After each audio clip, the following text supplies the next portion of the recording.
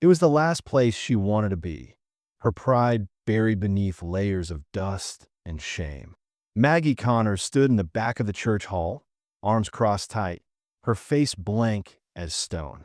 The shelter mat beneath her boots was thin, but it kept her off the cold wooden floor. Her girls were asleep already, one curled around the other like kittens clinging for heat. Maggie didn't sit. She didn't speak. The other women there kept their distance, whether out of pity or fear, she wasn't sure. But Maggie didn't come here to be comforted. She came because they had nowhere else to go. 3 weeks ago, they still had the cabin. Not much of one. 2 rooms, rotting roof, wind always finding its way in, but it was theirs. Now it was ash. No warning, no mercy. Just a fire in the dead of night. Flames eating up what little they'd held on to. Maggie pulled the girls out barefoot. There hadn't even been time to grab the kettle off the stove. The sheriff said it was lightning. Maggie knew better. Lightning didn't smell like kerosene. She hadn't told anyone that part. The shelter was just outside Stockton, in a leftover parish house with creaky floors and a preacher who talked more about rules than mercy. But it was warm and it was dry, and no one asked too many questions if you kept quiet. Maggie did just that. She did what needed doing. She didn't cry in front of her girls. She didn't beg. She didn't trust kindness anymore. Folks had a way of offering it only until they wanted something in return.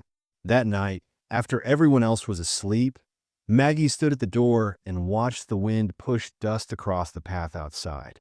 The stars were out, clear and sharp. She didn't believe in signs, but she kept hoping for one anyway. Just one small dam break. The break came with a sound, low, dragging hooves crunching gravel. A wagon pulled in slow, moonlight catching on rusted iron. A man slumped in the driver's seat, reins loose in his lap. Maggie stepped outside before she knew what she was doing. Something about the way he sat, tilted, wrong, sent a chill crawling up her arms. He didn't say a word as the wagon stopped. Didn't look her way. One hand was gripped around his thigh, blood soaking through his trousers. The other barely held the reins. Maggie moved fast.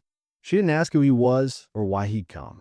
She climbed up the side of the wagon, slid her shoulder under his arm, and grunted as she pulled him down.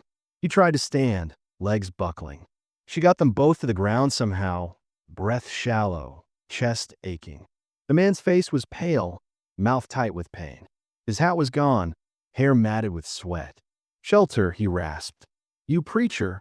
Maggie nodded and hauled his arm tighter across her shoulders. "You need a doctor."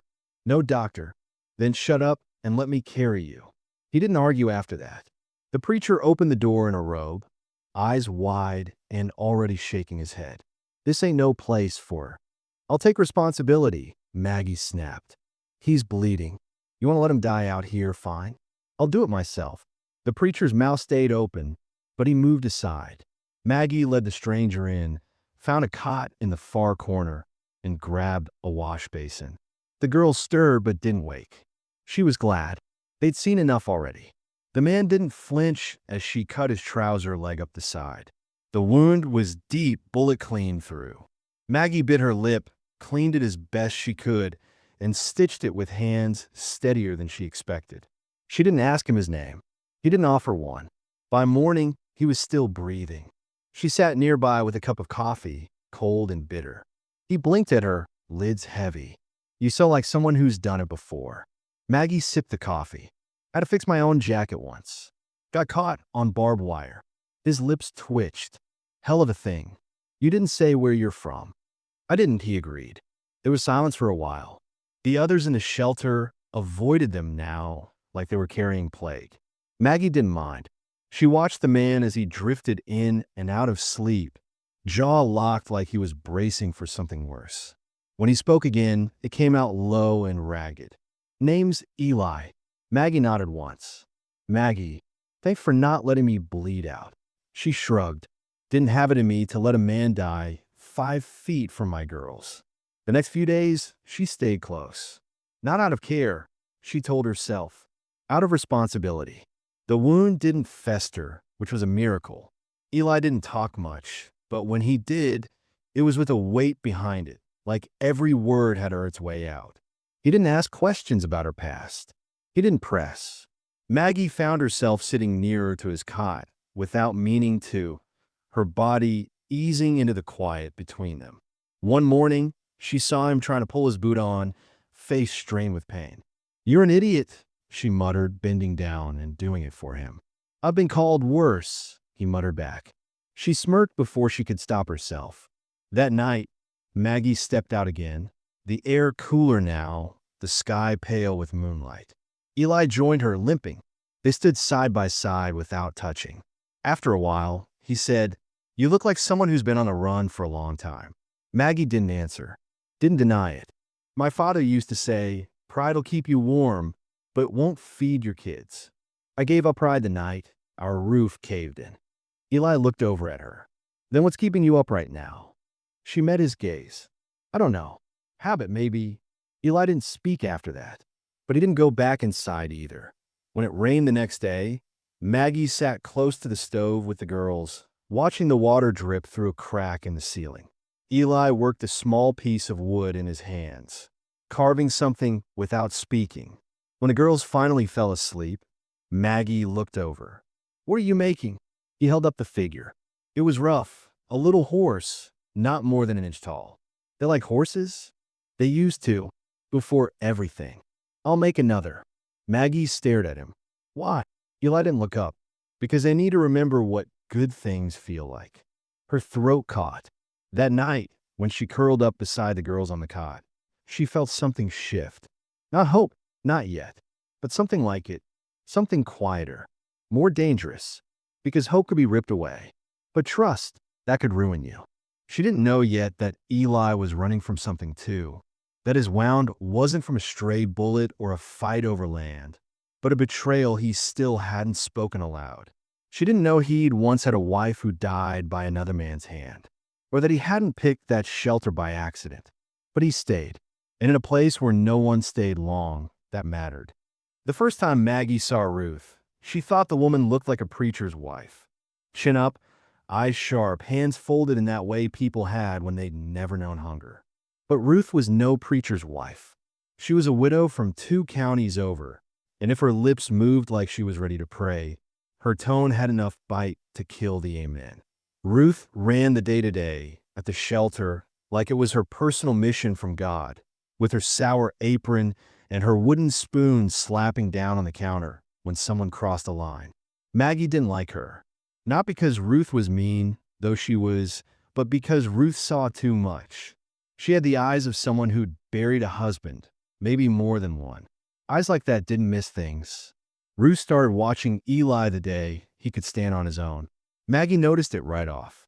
He would limp across the room, try not to lean too heavy on the wall, and Ruth would be there in the corner, shelling beans or sweeping nothing at all, eyes flicking toward him like she was adding up a ledger. Maggie asked once, casual-like, if Ruth had known him before. "No," Ruth said without looking up. But wounded men rarely walk into shelters by accident. Maggie let it go, but the word stayed with her. Eli didn't say much about where he came from, but over the next week, he started fixing things. First, it was the loose hinge on the pantry door, then a broken chair leg. When the water pump-out back jammed, he got it running again without being asked. Maggie watched from the edge of the porch as he knelt in the mud, sleeves rolled up, every movement careful like he was still expecting someone to stop him.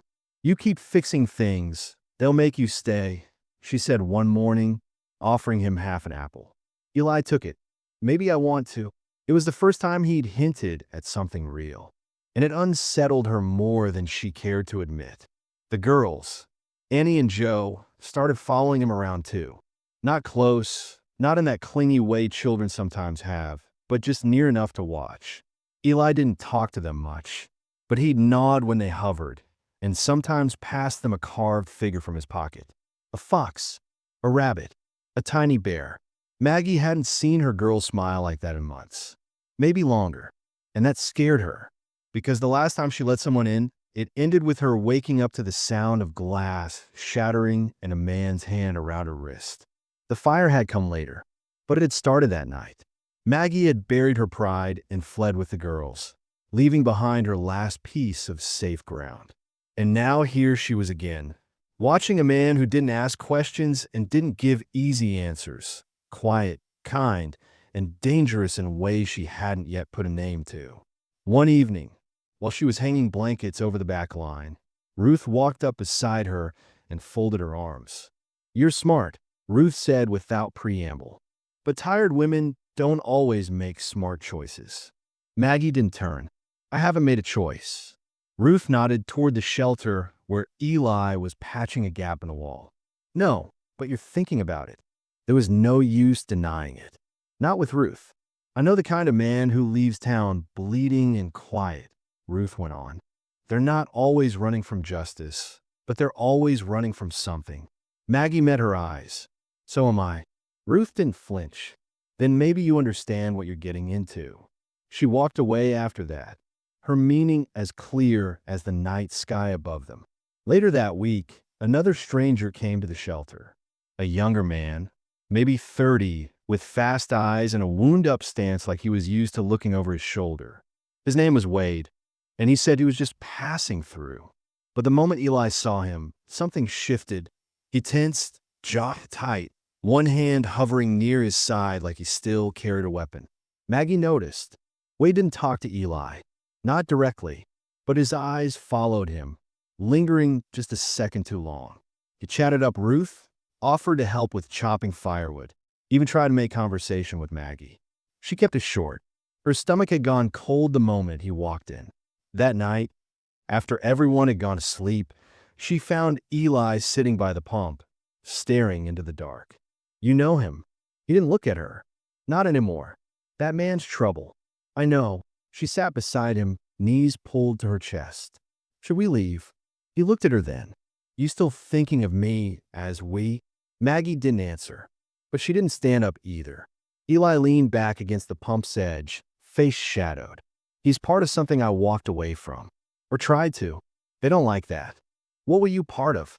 He took a breath, slow and careful. "After the war, a bunch of us had nowhere to go. We worked jobs no one wanted, moved from one bad place to the next. Wade, he got tied up with people who ran guns across state lines. Easy money. I got pulled in. Took too long to get out." Maggie stayed quiet. The wind moved the trees in a slow, steady rhythm. "I left when they started killing folk for debts," he said. "But leaving doesn't mean they stop following." She looked down. "What'll he do?" Eli's voice was flat. "Depends how desperate they are." The next morning, Wade was gone. No explanation, no goodbye. Just gone. But Maggie saw the scratch marks on the side of the shelter wall, near the window that opened toward the girl's cot. She found Eli outside with his jaw clenched, hands fisted at his sides. "Was it him?" she asked. Eli nodded. "What did he want?" He looked at her with a kind of tired pain that made her stomach twist. "Not you. Me. You were just leverage." Maggie felt her knees go weak. That night, she didn't sleep. Not really. She lay between the girls, one arm over each of them, heart pounding like hooves on dry dirt. She didn't know what Eli would do, but she knew what she would. She wasn't going to run again. She'd run too many times, and each time it had cost her more. The next morning, she found Ruth packing up the pantry stores into canvas sacks. "What are you doing?" Maggie asked. Ruth didn't look up. "Shelter's moving. Somewhere safer." Maggie blinked. "Because of Eli?" "Because of you both." Maggie's throat burned. "I didn't ask for this." "None of us did," Ruth said. "But we make choices and they echo. You want to stay with him, fine. But don't pretend it won't cost the rest of us something." That hit harder than Maggie expected. Because it was true. She hadn't just brought her pain into the shelter. She'd led in the storm. Eli stood by the barn fence later that day, hammer in hand, fixing the latch like nothing was different. But when Maggie walked up, he looked at her like he already knew what she was going to say. "I can go," he said. "I should." "And do what?" "Keep running." He swallowed. "It keeps people safer." Maggie looked at him hard. "It keeps you alone." They didn't speak after that. But when night fell, she didn't sleep inside the shelter. She stayed outside, near the barn, where Eli stood watch under the stars. He didn't ask her why she stayed. She didn't say. But from that moment on, something between them changed. Not soft, not easy, but real. The kind of change that didn't need explaining. Because they both knew what it meant to be hunted. And they both knew what it meant to choose to stop running. A soft wind passed through the trees, rustling the yellowing leaves like whispers as Maggie scrubbed laundry against the washboard. The rhythm was steady, calming, almost like breathing. It had been a full week since Wade disappeared, and though no one said it out loud, the air around the shelter had shifted. Ruth still moved like a storm waiting to break, but the others, mostly mothers with little ones, began to smile more. The children played again, laughter flickering out across the dusty yard like tiny sparks in the cold. And Eli stayed. He wasn't limping anymore. Not much. He'd helped carry buckets, fix loose steps, even started building a chicken pen beside the fence. At first, Maggie had kept her distance, but somewhere in those quiet days, things began to change in ways neither of them spoke about. It wasn't in anything big or bold. It was in the way Eli handed her a mug of water without being asked, or the way Maggie nodded without looking when he passed behind her. Always close, never too close. One afternoon, as the sun sank low and turned the sky gold, Eli brought the girls a tiny rocking horse he'd made from leftover wood. Joe touched it like it might vanish. Annie clapped and grinned, wide and bright, her front tooth missing. "Did you make this?" Joe asked shyly. Eli nodded. "Had help from a squirrel. Clever one." Annie giggled and looked up at him. "Squirrels don't use tools." "Not most," he said with a smile. "But this one's different." Maggie stood on the porch watching, arms crossed over her chest, eyes stinging just a little. No one had ever made something just for them. Not with that much care. It wasn't about the wood. It was about what it meant.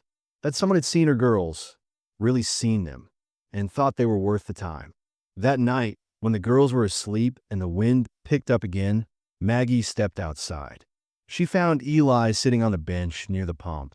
Same place he always drifted to when he wanted space but didn't want to be alone. "Do you miss it?" she asked. He looked up. "Miss what?" "Wherever you came from. Whoever you were before all this." He was quiet a moment. "Then sometimes, but mostly, I just miss being someone without a shadow." Maggie sat beside him. "We all have shadows. Yours is just more stubborn than most." Eli didn't smile, but there was something softer in his eyes. "I wasn't a good man back then."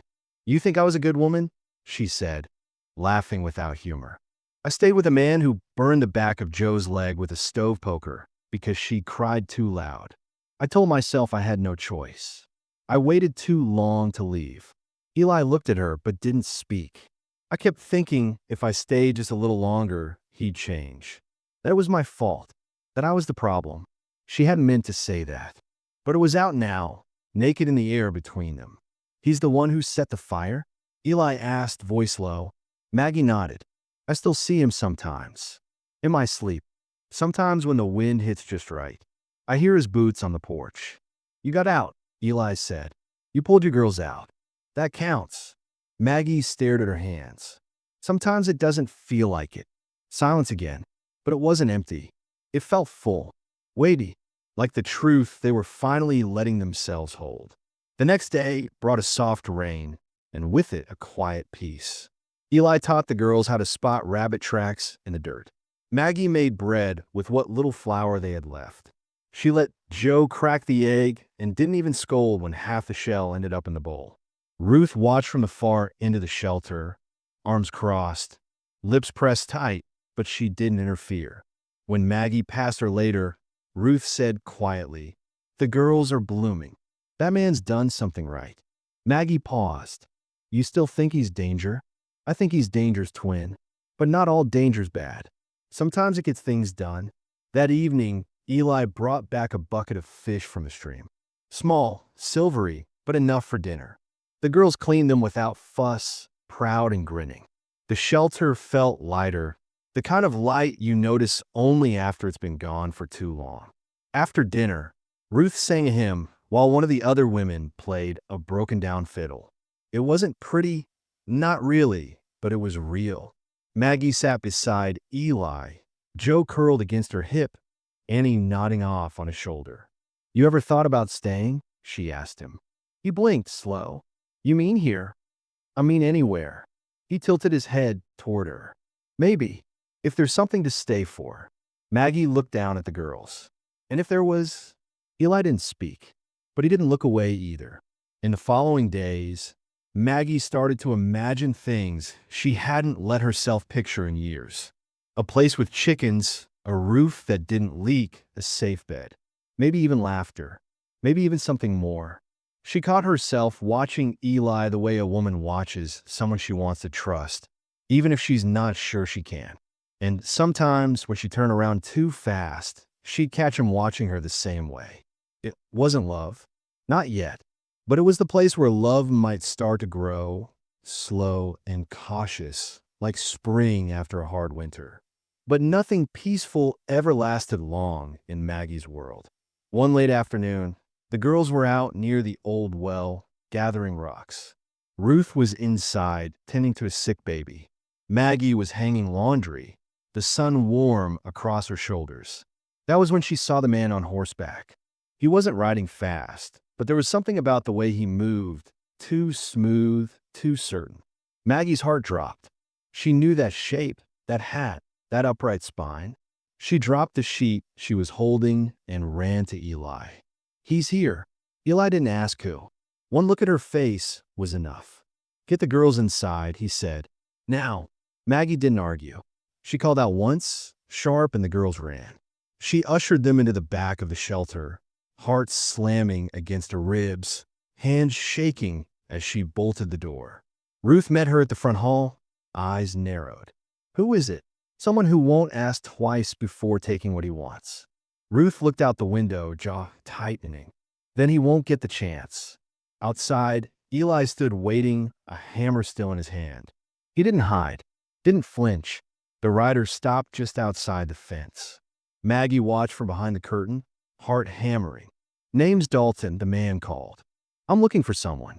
"Maggie Connors. She owes me something." Eli didn't move. "She doesn't owe you a damn thing." Dalton laughed. "You her new husband? Or just passing through?" Eli stepped forward. "She doesn't belong to you." Dalton shifted in the saddle. "She took what wasn't hers. That fire she started didn't cover the cost." Maggie's blood turned cold. He was rewriting the story, making himself the victim. Well, of course he was. "You need to leave," Eli said, his voice hard. Dalton's hand moved toward his holster. And that was when Ruth stepped out onto the porch, shotgun in her hands. "She's not alone," Ruth said calmly. "You try anything, and we'll plant you right here under the tomatoes." Dalton looked at Ruth, looked at Eli, then turned his horse around, slow and angry, and rode away. It wasn't over. They all knew that. But he'd left for now. That night, Maggie couldn't sleep. She sat by the fire, arms around herself, breath tight in her chest. Eli sat beside her, close but not touching. "He'll come back," he said. "I know, but we won't run." She turned to look at him. "How can you be sure?" "Because I've been running all my life. And I'm done." She studied him, this man who had become something like safe, something like steady. "You don't even know me." "I know enough," he said. "I know you'd die for those girls. I know you're braver than you think. I know you saved my life before you knew my name." Her eyes burned. She looked down. "I'm scared." "Me too." He reached out, slowly, and took her hand. It was the first time they touched without reason. Outside, the wind shifted again. But this time, Maggie didn't flinch. She held on. The next morning came with a silence that sat heavy on everything. Even the wind seemed to move slower, like the world was holding its breath. Maggie stood on the back steps with a mug of weak coffee, watching the trees for any sign of Dalton. He hadn't come back. Not yet. But the way he rode off hadn't felt like retreat. It felt like calculation. The kind of man who didn't yell, didn't flail. The kind who planned. Maggie knew his kind too well. His quiet was more dangerous than a shout. Eli had gone out early to check the fence line. He hadn't asked for help, hadn't said much at all, just kissed the top of Joe's head without thinking and slipped out the door. That gesture, the way it had come natural, unpracticed, had wrapped around something deep in Maggie's chest and squeezed. It scared her how fast they become part of each other's lives. Not just in routine, but in the way they filled space. The way she looked for him now, before doing anything. The way the girls reached for him when they were tired or scared. That wasn't just comfort. That was risk. Later that afternoon, Maggie sat in the church room where the kids did their school lessons. The chalkboard was streaked with faint numbers from the day before, and Annie was drawing clumsy birds on scrap paper. Joe leaned against Maggie's shoulder, hot with a low fever. Nothing serious, just the kind of ache that came from too many nights of bad sleep and too many mornings where breakfast was only half enough. Maggie stroked her daughter's hair and thought about what would happen if Dalton did come back. If Eli wasn't there. If the others weren't quick enough. What if they weren't believed? What if someone from town came, listened to Dalton's clean lies, and decided that Maggie had started the fire? She could already see it. The sideways glances, the quiet judgment, the whispered words just out of earshot. That was how it always started. Not with guns, but with silence. And if Dalton took the girls? That fear made her stand up so fast Joe stirred and whimpered. "Sorry, baby," Maggie whispered, settling her back down. She left them with Ruth a few minutes later and stepped out into the bright afternoon. She didn't go far, just out to where Eli was trying to mend the fence again. His face was drawn, sweat on his brow despite the cool air. "You're pushing too hard," she said gently. He looked up. "Fence still has gaps. So do we." Eli leaned against a post, rubbed the back of his neck. "You're not wrong." She moved closer. "I'm scared, Eli. I thought I was past that, but I'm not. I'm scared every time the wind picks up. I'm scared when I close my eyes. I'm scared that if I let you stay, I'm handing you the power to ruin us." He didn't react right away, just kept looking at her with those deep, steady eyes. "I'm scared too," he said finally. "Every time I let myself believe I might deserve peace. Every time I see Joe smile, I think if I breathe too loud, it'll all vanish. That's no way to live. It's the only way I know." They stood in silence for a moment. Then Maggie said, "What if we're both wrong? What if we're holding each other at arm's length to protect ourselves, and we end up with nothing?" Eli's eyes darkened. "What if we're right? What if I let myself fall for this, for you? And then Dalton comes back and I can't stop him?" She stared at him, heart aching. "Then at least you didn't run." That night, the sky turned strange. Clouds moved fast, low and thick, and thunder rolled in the distance. Eli stayed up by the door, rifle across his lap, watching the tree line. Maggie watched him from the corner of the room, sitting with her arms wrapped around her knees. She wanted to go to him. She wanted to sit beside him and let herself believe that nothing bad would happen if she did. But fear sat like stone in her gut. The girls slept, but Maggie didn't. At some point, Eli looked back and caught her watching. She looked away, but not fast enough. He set the rifle aside and walked over, crouching in front of her. "You don't have to do this alone anymore." Maggie stared at him, something bitter rising in her chest. "Don't I? Because that's all I've ever done." Eli's voice was soft. "I don't want to take anything from you. I just want to carry some of it, if you'll let me." She turned her face away. "I don't know how." He didn't press her, just stood, touched her shoulder once, and walked back to his post. 2 days passed without incident. 2 days of calm that felt like standing on the edge of a cliff. Maggie tried to pretend things were normal. Kneading dough with Ruth, mending Joe's dress, boiling beans over the fire. But she felt herself unraveling. It was little things. The way she jumped when the screen door banged. The way her hand shook when she poured water. The way she stopped speaking when people got too close. And Eli, he started to pull back too. He stopped taking meals with the others. Stopped helping with lessons. He didn't sit near the girls in the evenings. He stayed outside longer. Maggie tried to ignore it at first, but it gnawed at her. Until finally, one morning, she snapped. "What are you doing?" she asked as he gathered tools. Eli didn't look at her. "Fixing the shed roof." "You've barely looked at me in 2 days." He paused, eyes still on the shed. I'm trying to do the right thing. By walking away from us. By giving you space. Maggie stepped forward. I didn't ask for space. I asked for honesty. Eli turned in, face hard. You don't know what you're asking. If I stay, you'll always be looking over your shoulder, wondering when my past will catch up, wondering what I'll drag through that door. She shouted without meaning to. I already do that. That's my life. And you think pushing me away makes it better? He didn't respond. Maggie's voice broke. I trusted you. I never asked you to. Her hands trembled. No, but you let me. That night, he didn't come inside. The girls asked where he was. Maggie said he was working late. She didn't sleep.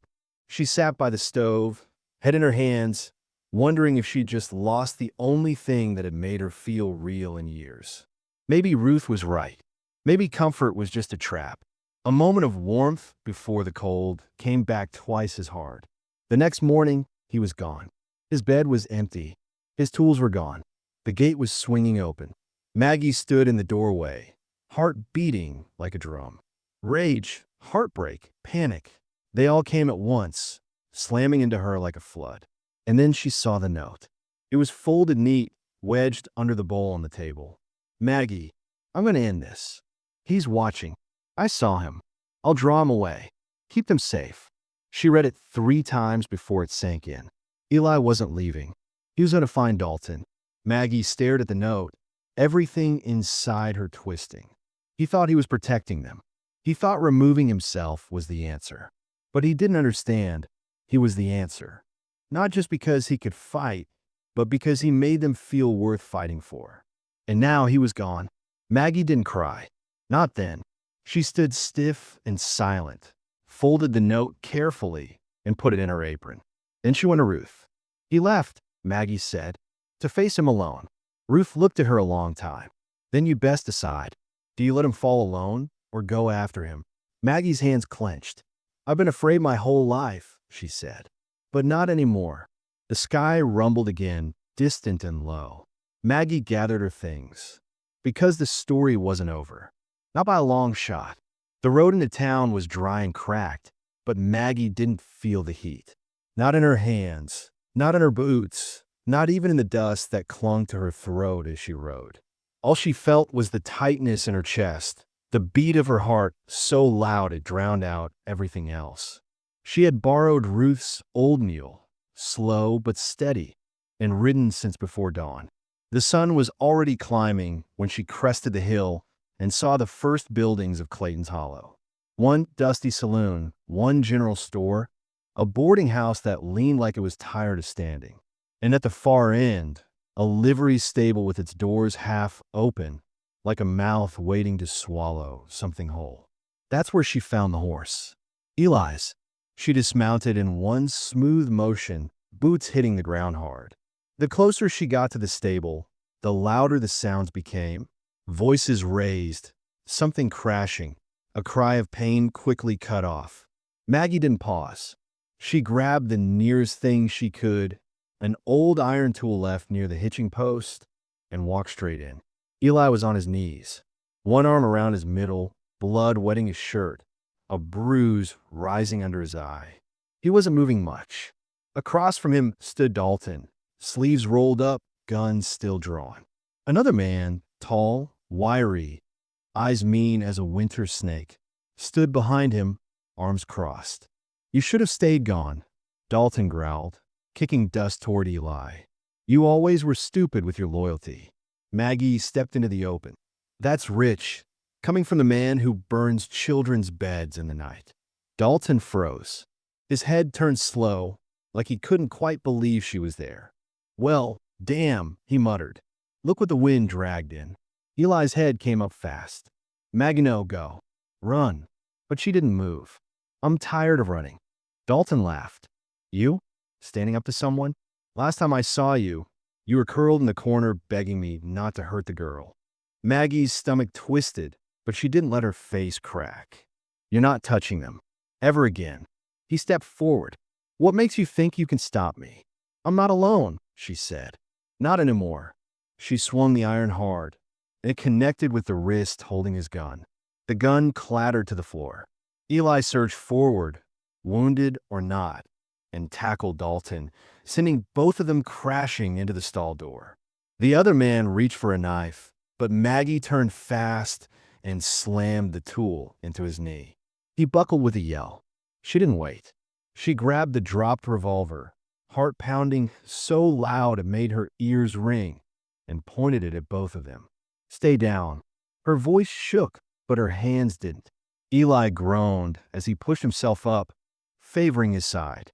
"Maggie," he said, breathing hard, "you could have been killed." She helped him to his feet, eyes locked on Dalton, who sat on the ground holding his wrist, face twisted with hate. "So could you." Eli shook his head, blood at the corner of his mouth.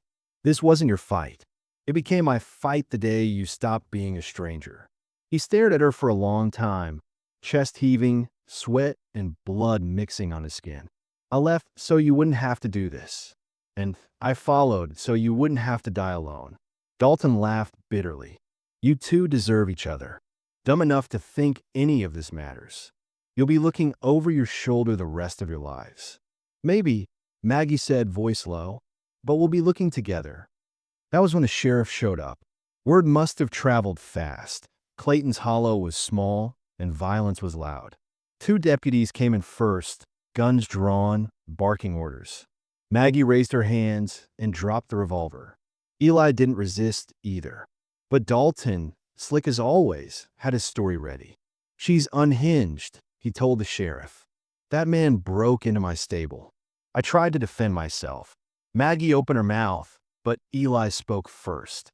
"You really think I shot myself?" he growled, holding up his bloodied side. Dalton smirked. "You'll say anything to protect her. You always were the sentimental kind." Maggie turned to the sheriff, desperation rising.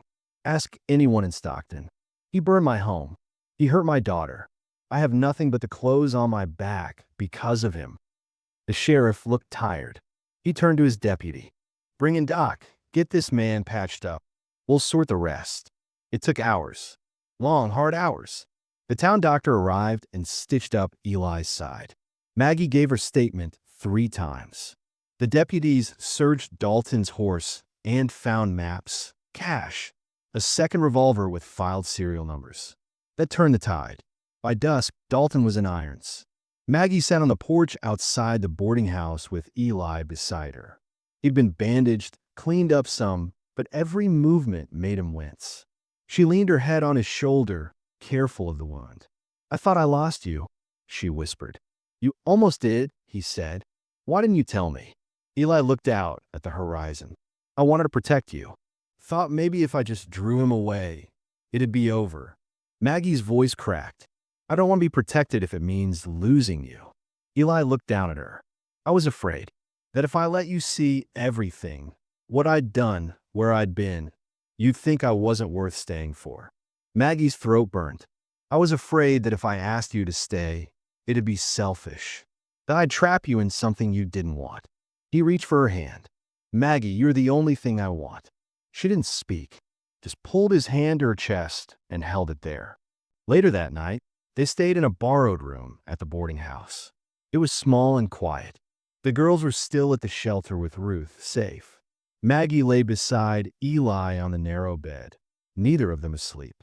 The lamp glowed low. His breathing was slow, deep, steady. "Do you think it's over?" she asked softly. "I think Dalton's behind bars," he said. "And the rest? The fear, the memory, it may never leave. But we get to choose what we do with it." She nodded against his shoulder. "I want to stop surviving. I want to start living." "So do I." A long silence followed, but it was different this time. No tension, no fear. Just stillness. Peace. It wasn't perfect. Nothing was fixed in one day. But the wound inside her, the one no one could see, felt like it had finally started to heal. Maggie closed her eyes. For the first time in years, she didn't dream of fire. The morning air was cool when Maggie stepped outside the boarding house, the sky still soft with pale orange light. Her hands rubbed together out of habit, not cold, just needing something to do. Behind her, she could hear Eli moving slowly, careful, deliberate steps that told her he was still hurting, but on his feet. healing. It had only been 3 days since the confrontation in the stable, but everything already felt different. Lighter, somehow, like something heavy had been lifted from her chest. She stood at the edge of the porch, watching the dust swirl up from the road, the town slowly waking. Nothing loud. A few wagons creaking, a far-off rooster. A woman sweeping her shop front. Maggie breathed it in like it meant something. Like it was a sign. Eli stepped up beside her. He moved stiffly but didn't complain. He hadn't since the doctor stitched him up. She looked at him, at the bruising still fading across his cheek, at the wrap around his ribs beneath his shirt, and felt something deep and quiet settle inside her. He was here. He was alive. And he hadn't run. "You slept?" she asked, eyes on the horizon. He nodded. "More than I thought I would." She smiled faintly. "Me too." They stood together a long while. Not speaking, not touching, just breathing the same morning. When they returned to the shelter later that day, Jo was the first to spot them. She didn't run. She walked fast, but stopped a few steps away, eyes wide like she wasn't sure if she could believe what she was seeing. Eli crouched carefully, arms open. "You come back," Jo said softly. He nodded. Didn't want to be anywhere else. She flew into him then, wrapping her arms around his neck, careful of his bandage. Maggie held her breath until Eli's hand rested gently on her daughter's back. Annie came next, eyes full and lips trembling, and Maggie scooped her up. Her youngest tucked her head into Maggie's shoulder and whispered, "I knew you'd find him." Later that evening, Ruth sat on the porch peeling potatoes, nodding once as Maggie walked past. That was all, just a nod, but it held everything Ruth didn't say. "You brought him back. You did what most people wouldn't, and now you get to start over." Inside, the shelter was quiet. Eli was helping the girls carve new animals out of scraps of wood. They worked slowly, focused, Annie laughing when her fox came out looking more like a fat dog. Maggie sat nearby, sewing a patch into Joe's sleeve, watching the way Eli didn't rush the girls, how he praised without fuss, how he let them lead. That night, after the girls were asleep and the others in the shelter settled, Maggie stepped outside. The stars were out, clear and close. Eli joined her without a word, leaning on the railing. "Did you mean it?" she asked softly. "Back in town. And I'm what you want." He didn't look away. Every word. She hesitated. "Even if I come with hard edges? Even if I still wake up afraid sometimes?" "I don't want the soft version of you," Eli said. "I want the real one." She looked at him, eyes stinging. "I've been alone so long I forgot how to let someone in." "Then we'll learn together." The words settled like a promise. And slowly, Maggie reached for his hand. He took it. A week passed. Then another. The sheriff sent word that Dalton had been moved out of the county, awaiting trial. Maggie burned the letter after reading it once. It didn't matter where he was. What mattered was that he wasn't here. Eli started building a coop behind the shelter. The girls helped paint it crooked red. Maggie worked in the garden with Ruth, side by side with no words, just the quiet rhythm of hands in the soil.